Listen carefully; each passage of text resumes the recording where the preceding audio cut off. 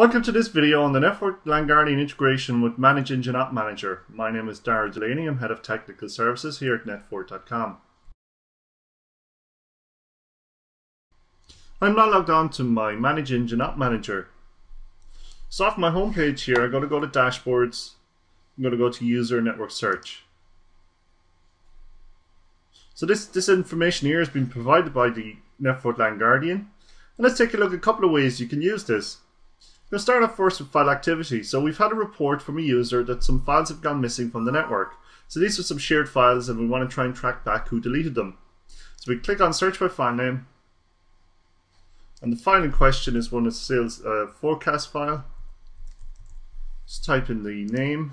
You don't have to type in the entire name, it'll do a search for part of the name. So sales forecast 2010. That looks like the correct file. So let's click the user button and find out who's been accessing this file. So Wendy here in the sales department, let's drill down and see if she's the one that deleted that file. And yes, she has. We have a record here that she deleted the file. Let's get to date and time. And here we have it here. So we have a date and time when this file was deleted. So we're going to ring Wendy. She may have a local copy. It may be very easy to get this file back up on the network. But at least we now know who did it. Let's refresh our dashboard. And the next question we want to answer is, we had a request from HR to find out who's been on the Facebook website. So let's go for search by website name. Go to just type in Facebook.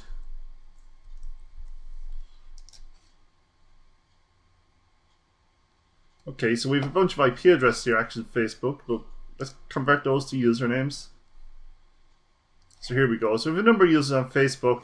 Let's take a look at one in particular, get some further detail in here, because it's not just the fact that they've been on Facebook. LangGuardian will also record pages that are accessed. So here we can see they've accessed some member ID here, so it's probably their own profile. You also have a date and time when this happened. So let's take a look at something slightly more complicated. So we've had a report from users in one of our remote sites, so they connect over a WAN connection through an MPLS cloud. So they're saying that connectivity to some business applications is very slow. And I want to know what's happening. So let's do some bandwidth troubleshooting. So we go for a search by IP address. And we just type in the IP range associated with the remote site. So in this case here, let's put in 192.168.0.0/24. So we get a slightly different type of view back here now. Instead of just getting one report, we're going to get multiple reports back. Defaults here last 24 hours. So if the problem was occurring over the last hour, we could select it here, or we can even select a custom time period. So let's take a look at what's happening. So it looks like the most popular application on the link here is web traffic. And let's take a quick look at that. So we have a bunch of IP addresses in that remote location. Let's drill down and see what's happening.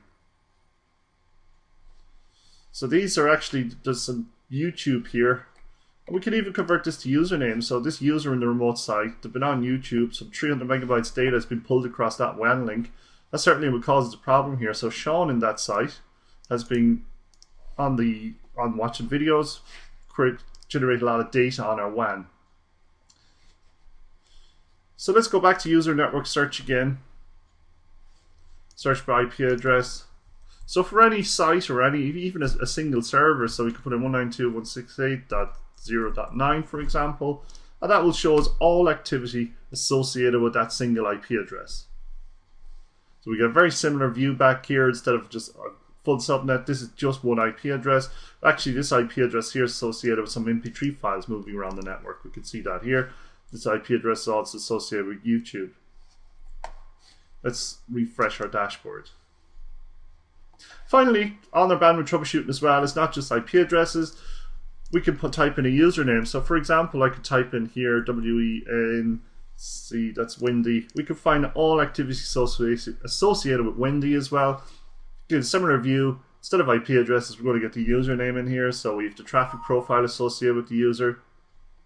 It's just loading up. We've got the websites the users access. This user here has been accessing some finance data. Also, this is the traffic. So most traffic is iTunes sharing. Let's refresh the dashboard.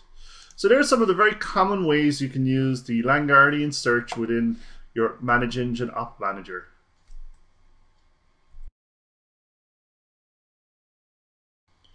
find out more information about the LAN Guardian, please visit our website www.netfort.com, where you can also download a free trial. Thank you.